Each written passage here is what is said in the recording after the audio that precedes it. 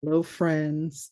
Can you believe it is the final Friday of 2024?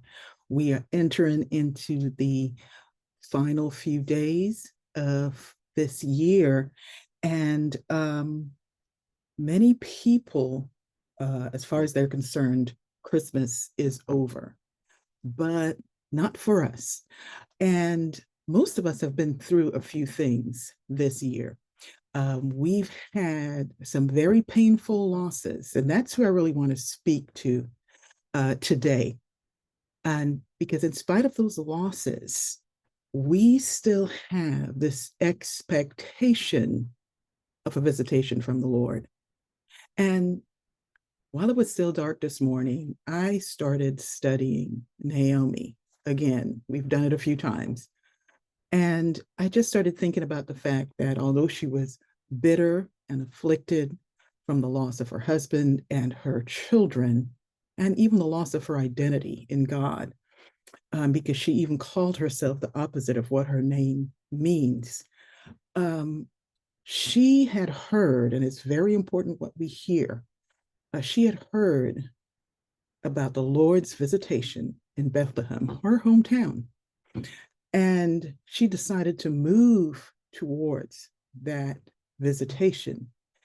And so, even at her most hopeless, when she would not even speak of hope, there was enough within her to stir her faith. I call it hopeless faith. I know it doesn't sound as if it makes sense, but it will, because while I was reading and just meditating on her life, Waterfall was on my worship rotation.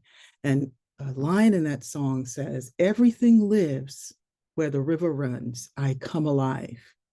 And that made me even think about Abraham when God gave him this promise of being the father of many nations. He had no children. And in fact, he considered himself dead, physically. He was old. His wife, Sarah, was a womb was considered dead. So how does a dead thing bring something to life? It doesn't. God does.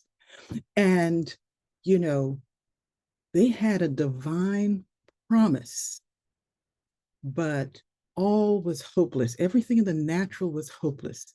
Nevertheless, they trusted God. This is what I call a hopeless faith. See, whatever has made you or your family, a friend, you may know someone who is feeling hopeless, has felt hopeless all this year and is feeling hopeless, especially now when everybody is talking about their accomplishments and, things that they want to do in 2025. You may be feeling hopeless. Someone you know may be feeling hopeless. And they may have been surrounded by death and, disasters and drought. But I want to encourage you to listen for the river. The words, "Everything live where the river runs, I come alive." So listen for the river. Life is flowing your way. I don't care what the circumstance looks like. Life is flowing your way. Healing is in it. Flourishing is in it. The river is flowing your way. Listen for it. Don't wait until you see something. Listen for it and move as Naomi did, even in her bitterness, even in her affliction, even in her hopelessness, and even in her loss of identity. She moved to where she heard there was a visitation of the Lord. Everything will live where the river flows. That's Ezekiel 47, verse 9. It's one of my favorite chapters, one of my favorite books in the Bible. So even in trouble, there's a door of hope. And so be a prisoner of hope in the final days of 2024. There is a door of hope. Be a prisoner of hope. Be captivated by hope. Even if you feel hopeless, have that hopeless faith. in the final days of 2024. You are a seed of Abraham. That's another thing to remember. Everything around you may seem hopeless, but have hopeless faith. God will deliver on his promise. He is the only one that can fulfill his word. Our job is to believe, even if we feel as if we are more hopeless than hopeful. God will deliver on his promise.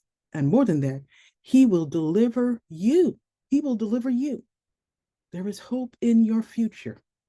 Shalom, shalom. Have a blessed day. Have a beautiful time with the Lord on this final Friday of 2024.